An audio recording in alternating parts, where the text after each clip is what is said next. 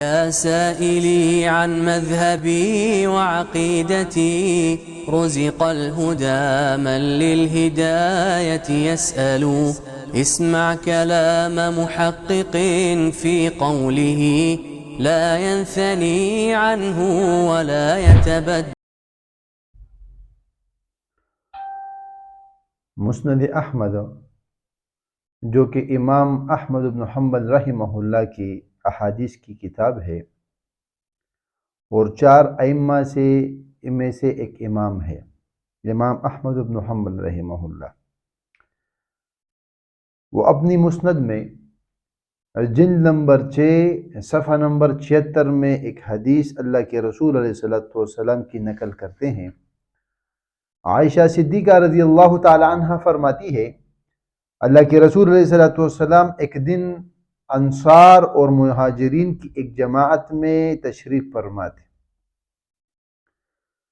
اسی اثناء میں ایک اونٹ آ کر اللہ کے رسول علیہ السلام کو سجدہ کرتا ہے۔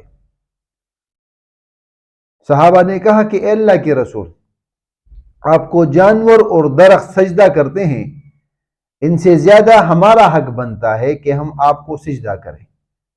اللہ کے رسول علیہ السلام نے فرمایا، اپنے رب کی عبادت کرو اور اپنے بھائی کی تعظیم کرو۔ یعنی رب کی تعظیم، رب کے لیے سجدہ اور نبی کی تعظیم۔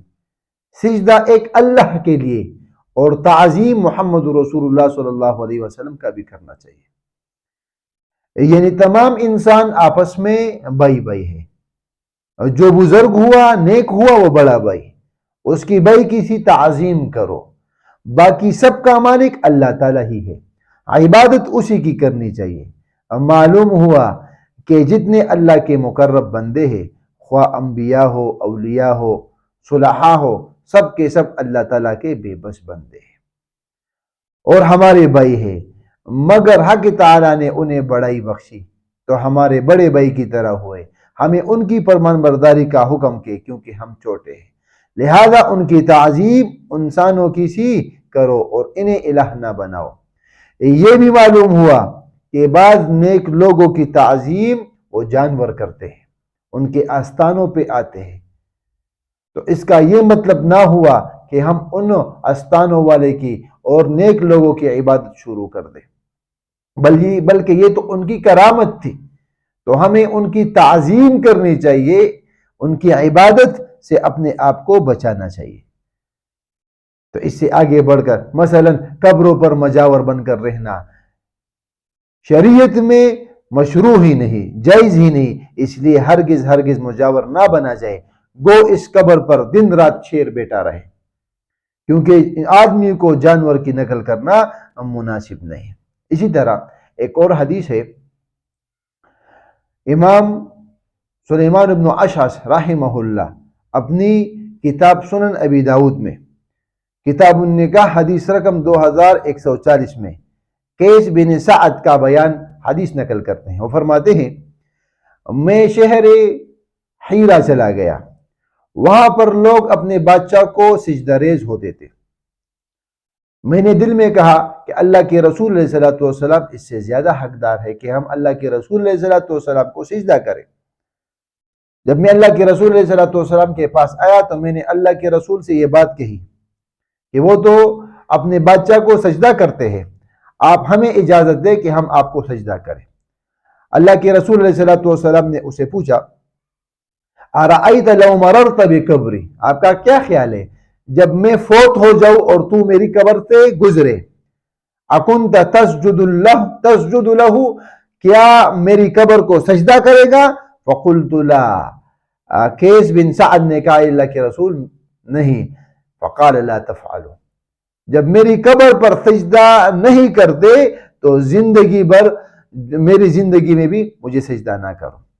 اللہ کے رسول علیہ السلام نے قیس بن سعد کو اس کام سے منع فرمایا، یعنی ایک نہ ایک دن میں بھی فوت ہو کر آغوش لحد میں جا سو جاؤں گا، پھر بے سجدہ کے لائق نہ ہوں گا۔ سجدہ کے لائق تو وہی پاک ذات ہے جو لازوال ہے۔ معلوم ہوا کہ سجدہ نہ زندہ کو روا ہے، نہ مردہ کو، نہ کسی قبر کو، نہ کسی تان کو، کیونکہ زندہ ایک دن مرنے والا ہے اور مرا ہوا بھی کبھی زندہ تھا، اور بشر تھا، پھر مر کر الہ نہیں ہوا، بندہ ہی ہے۔ اس وجہ سے اللہ کے رسول علیہ الصلوۃ والسلام نے اس کو منع کیا کہ میں زندہ ہوں، مجھے سجدہ نہ کرو، اور میں مر بھی جاؤں تو میری قبر کو وثن نہ بنانا۔ دوسرے احادیث میں ہے سجدہ گاہ نہ بنانا، جس طرح کے آج کل کے درباروں میں لوگوں کو عام منظر عام پر یہ نظر آتا ہے۔ اسی طرح شاہ صاحب کتاب تقویۃ الایمان میں ایک اور عنوان باندھتے ہیں، کسی کو اپنا بندہ اور بندی کہنا جائز نہیں، یعنی انسان کسی کو کہے کہ میرا غلام ہے، یہ میرا بندہ ہے۔ ابو ہریرہ رضی اللہ تعالیٰ عنہ کی حدیث ہے صحیح مسلم میں کتاب الالفاظ من الادب 2239 نمبر۔ ابو ہریرہ رضی اللہ عنہ فرماتے ہیں اللہ کے رسول علیہ الصلوۃ والسلام نے فرمایا، تم میں سے کوئی یہ نہ کہے کہ میرا بندہ میری بندی، تم سب اللہ کے بندے ہو اور تمہاری ساری عورتیں اللہ کی بندیاں ہیں۔ غلام اپنے سید کو اپنا مالک نہ کہے، کیونکہ تم سب کا مالک اللہ تعالیٰ ہی ہے۔ معلوم ہوا کہ غلام کو بھی آپس میں ایسی گفتگو سے فریض کرنا چاہیے کہ میں فلاں کا بندہ ہوں اور فلاں میرا مالک ہے، پھر خواہ مخواہ بندہ بننا، عبد النبی، بندے علی، بندے حضور، فرستار خاص، امرد فرست، زن پرست، پیر پرست خود کو کہلوانا، اور ہر کسی کو خداوند خدائیگاہ اور داتا کہہ دینا کس قدر بھیجا ہوگا۔ کسی کو داتا کہنا، کسی کو گنج بخت کہہ دینا، کسی کو اور نام سے پکارنا، وہ نام جو صرف اللہ کے لیے جائز ہے۔ اور کتنی بڑی گستاخی ہے، کتنی بڑی گستاخی اللہ رب العالمین کی۔ اس سے اللہ کے رسول علیہ السلام نے منع فرمایا کہ ایک شخص کو آپ اپنا بندہ نہیں کہہ سکتے، ایک شخص اپنے مالک کو مالک نہیں کہہ سکتا۔ اتنا فریض ہے شریعت میں، ذرا سی بات میں کہنا کہ تم ہماری جان اور مال کے مالک ہو، ہم تمہارے بس میں ہیں، جو چاہ کر کرو، یہ سب باتیں محض جھوٹ اور شرک پر مبنی ہیں، جس طرح کہ آج کل کے مزارات میں ہوتا ہے کہ ایک مرید اپنے پیر کو سب کچھ مانتا ہے۔